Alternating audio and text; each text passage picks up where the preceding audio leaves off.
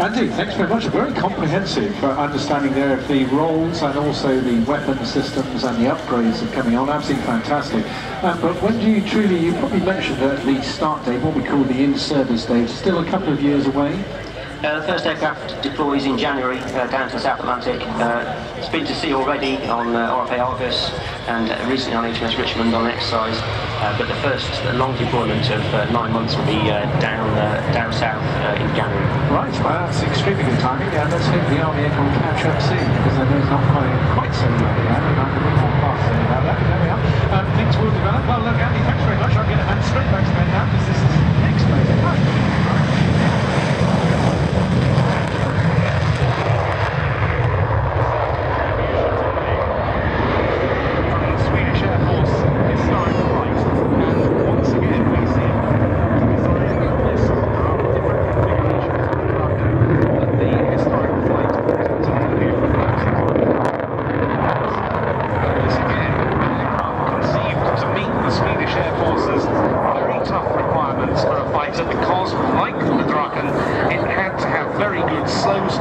And short field capability in order to fly from roads for bases.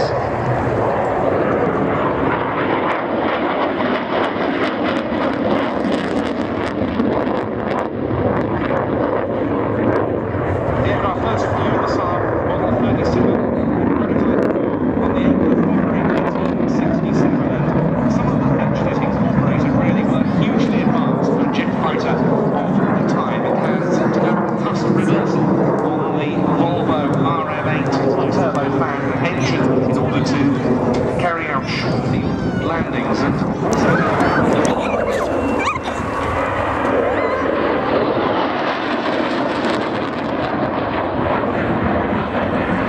not an aircraft that used to be seen very often in Britain until well into the 1990s.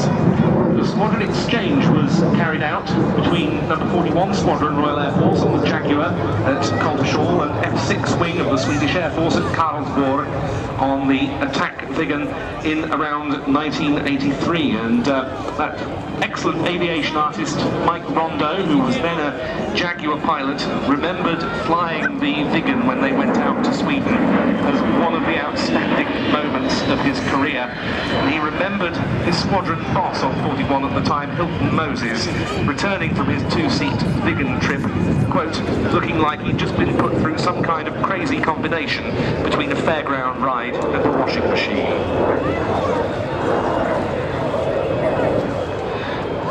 The aircraft now turning downwind.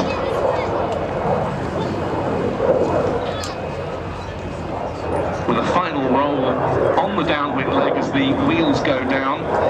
This aircraft was built in 1977. It was an AJ-37 when it was built. It became an AJS-37. Later on, with an upgrade in the 1990s, the S indicating the addition of reconnaissance capabilities to the attack fighter version.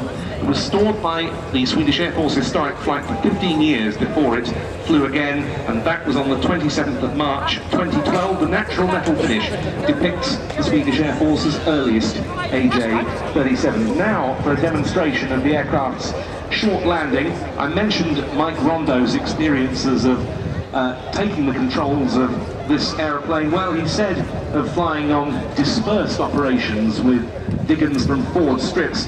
The pilot flew a 4-degree hands-off approach with his hands on his head into a remote airstrip, landed, reversed into a parking bay, did an engine running refuel without any communication with the people on the ground except hand signals, taxied out and took off in the direction that we'd landed in. Then we did some approaches onto roadways, flying at 15 or 20 feet to clear the cars, and warned them that there were going to be some aeroplane movements.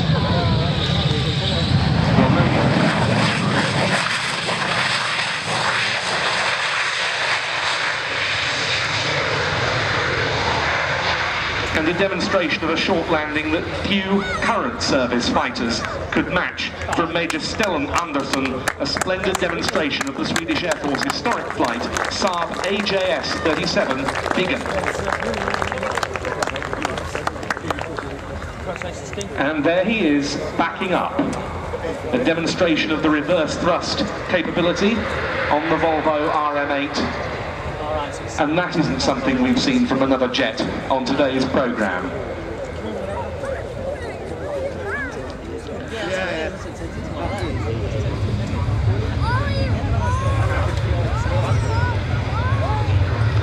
And our thanks to the historic flight for their contribution. They really have, both last year and this, added a very special element to the Waddington flying programme, with beautiful displays today from both the Drachen and now the Viggen. We look forward to them again tomorrow, but it is to classic jets that we turn once again for the finale, but not before I've made a couple of quick announcements, if I may. Firstly,